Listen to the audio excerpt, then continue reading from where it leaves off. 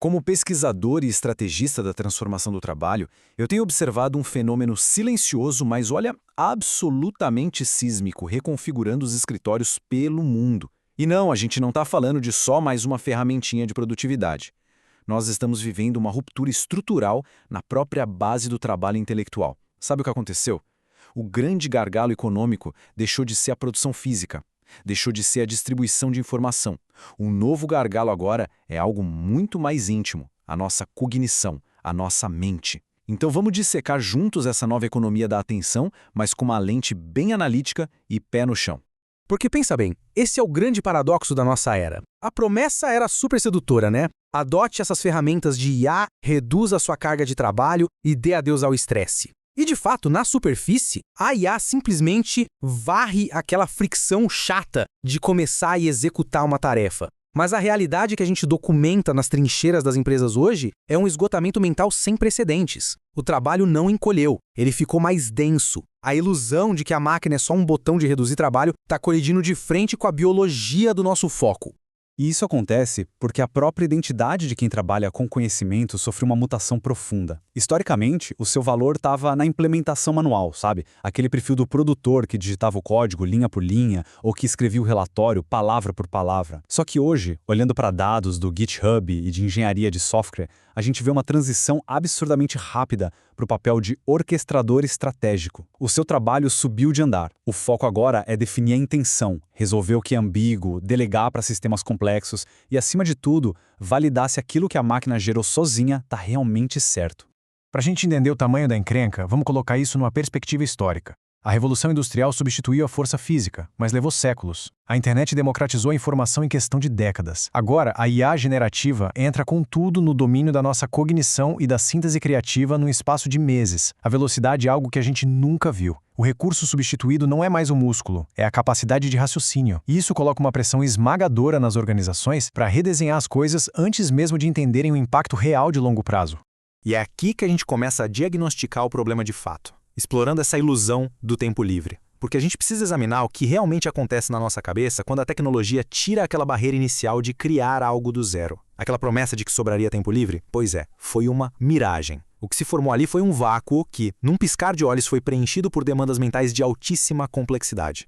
E é exatamente aí que entra o que os pesquisadores do Boston Consulting Group e da Harvard Business Review documentaram recentemente.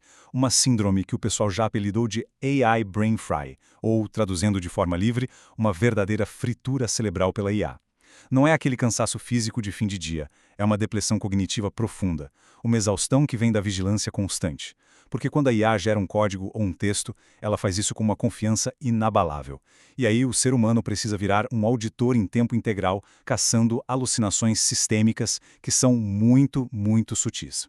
Para colocar isso em números concretos, profissionais que passam o dia supervisionando intensamente sistemas de IA não relatam alívio. Muito pelo contrário. Os dados mostram um salto gigantesco, um aumento de 33% na fadiga de decisão até o final do dia. Isso vem acompanhado de confusão mental, dor de cabeça e, claro, as escolhas feitas no fim do expediente despencam em qualidade. O custo de produzir caiu, com certeza, mas o peso foi todo transferido de forma brutal para quem tem que coordenar e revisar. E essa frase, de um estudo da revista Computers in Human Behavior, resume o drama perfeitamente. A verificação é cognitivamente exigente. Revisar uma estrutura que não foi você que criou, que veio de um algoritmo, exige um estado contínuo de pensamento analítico.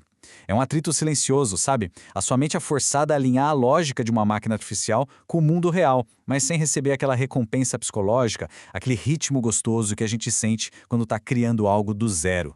Agora avançando por impacto psicológico e organizacional disso tudo. Essa mudança no tipo de esforço que a gente faz vai muito além de uma simples frustração na nossa mesa de trabalho. Isso está sacudindo as fundações estruturais das empresas. O ritmo simplesmente acelerou de um jeito que a nossa biologia básica está lutando para conseguir acompanhar.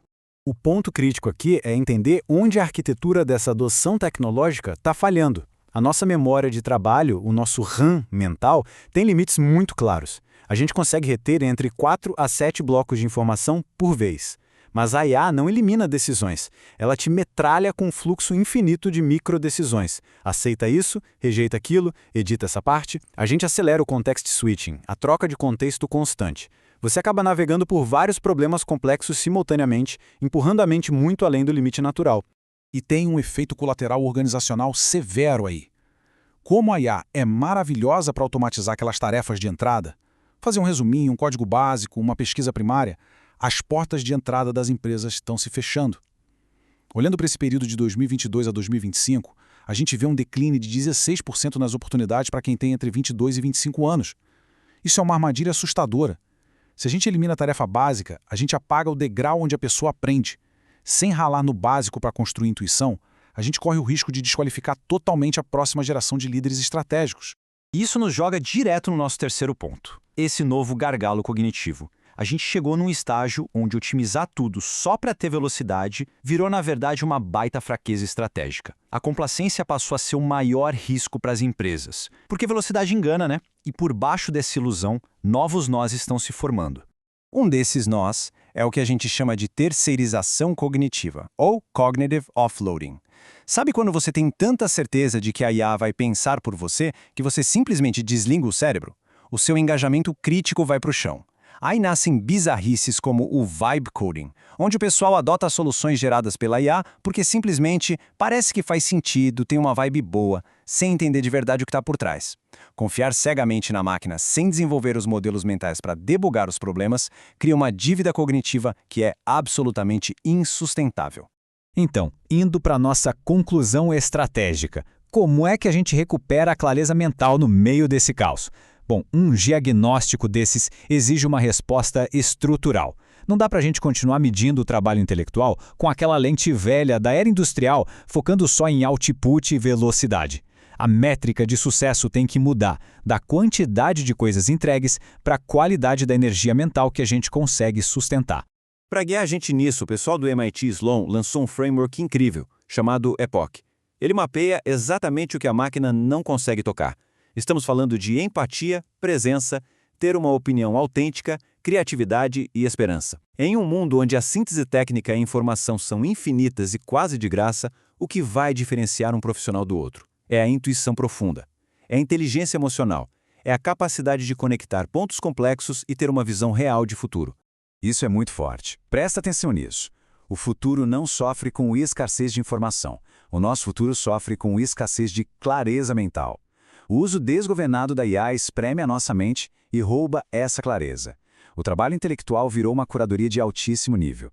Quem vai prosperar, as lideranças que vão se destacar, são aquelas que sabem desenhar limites, que protegem blocos de silêncio e reflexão, que entendem que a IA não veio para absorver o nosso trabalho, mas sim para forçar a gente a elevar a nossa consciência crítica. Isso deixa a gente com uma provocação bem pragmática para fechar. A gente já entendeu que ficar supervisionando pedacinhos de tarefas exaure a mente. Mas e se a gente pudesse estruturar esses sistemas para não apenas dar respostinhas, mas para executar o ciclo completo de planejar e se corrigir sozinhos? Se a nossa mente já bateu no teto de capacidade sendo orquestradores manuais da IA, o próximo passo lógico é delegar a própria orquestração. Mas como é que isso vai redesenhar as empresas?